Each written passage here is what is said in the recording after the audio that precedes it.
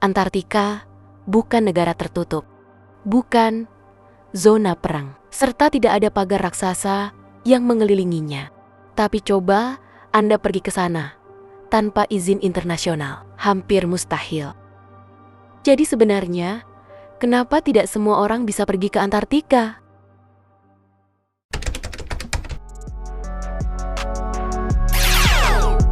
Kita hidup di zaman tiket pesawat, bisa dibeli lewat ponsel. Visa bisa diurus online. Pulau pribadi pun bisa dimiliki jika punya uang. Tapi Antartika berbeda. Benua seluas lebih dari 14 juta kilometer persegi itu tidak punya penduduk tetap, tidak punya pemerintahan lokal, serta tidak punya sistem imigrasi seperti negara lain. Secara teori, tidak ada yang memiliki Antartika.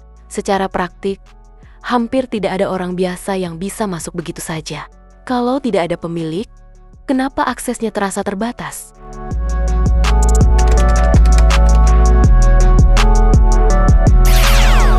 Antartika diatur oleh Perjanjian Antartika. Ditandatangani tahun 1959 dan berlaku sejak tahun 1961. Isi intinya jelas. Tidak boleh ada klaim kedaulatan baru. Tidak boleh ada aktivitas militer permanen.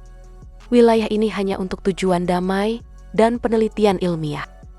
Saat ini, puluhan negara memiliki stasiun riset di sana. Data iklim, atmosfer, dan geologi dari Antartika dipublikasikan secara terbuka. Turisme juga ada. Setiap tahun, ribuan orang mengunjungi semenanjung Antartika melalui ekspedisi resmi. Secara hukum, tidak ada pasal yang menyebut warga sipil dilarang masuk. Jadi lagi-lagi, kenapa tidak semua orang bisa pergi ke Antartika?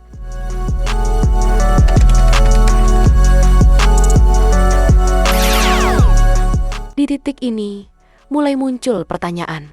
Yang jarang dibahas bukan soal larangan, tapi soal sistem tanggung jawab. Antartika bukan negara, artinya tidak ada imigrasi lokal. Namun setiap aktivitas di sana tetap harus disponsori atau diawasi oleh negara penandatangan perjanjian.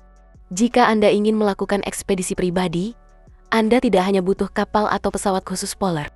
Anda butuh izin dari otoritas nasional, rencana mitigasi lingkungan, rencana evakuasi, serta asuransi risiko ekstrem.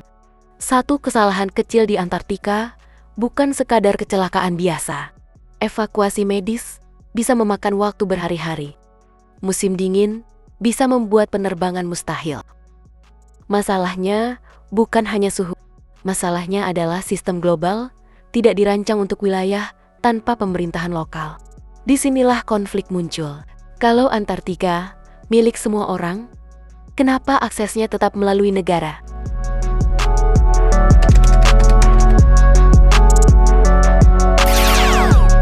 Ada dua sudut pandang besar. Sudut pertama, pembatasan ini bentuk kontrol. Karena Antartika memiliki potensi sumber daya besar, mineral, air tawar, bahkan posisi strategis geopolitik. Jika akses bebas dibuka, stabilitas internasional bisa terganggu. Sudut kedua, pembatasan ini bentuk perlindungan. Karena lingkungan Antartika sangat rapuh.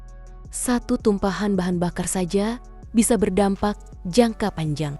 Ekosistem mikro di sana berkembang dalam isolasi jutaan tahun. Dua posisi ini tidak sepenuhnya bertentangan. Keduanya berbicara tentang stabilitas. Yang satu stabilitas politik, yang lain stabilitas ekologis. Pertanyaannya, apakah pembatasan itu karena bahaya alamnya? Atau karena sistem global memang tidak siap menghadapi wilayah netral tanpa pemilik?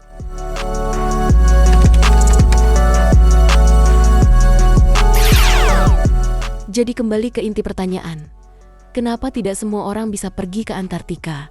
Bukan karena ada tembok rahasia, bukan karena dilarang total, tapi karena setiap langkah di sana membawa konsekuensi internasional. Antartika adalah satu-satunya benua yang secara hukum tidak dimiliki siapapun, namun tetap tidak sepenuhnya bebas. Itu paradoksnya. Jika suatu hari teknologi membuat perjalanan ke Antartika semudah ke Bali, Siapa yang akan mengatur jutaan orang yang datang? Siapa yang bertanggung jawab jika sesuatu rusak? Mungkin pertanyaan sebenarnya bukan tentang Antartika. Mungkin pertanyaannya adalah, bisakah dunia benar-benar memiliki wilayah yang tidak dimiliki siapapun? Dan selama sistem global masih bergantung pada negara sebagai penanggung jawab, maka jawabannya mungkin menjelaskan kenapa tidak semua orang bisa pergi ke Antartika. Inilah Lab X404. Ini bukan konspirasi, ini sains yang belum selesai ditulis.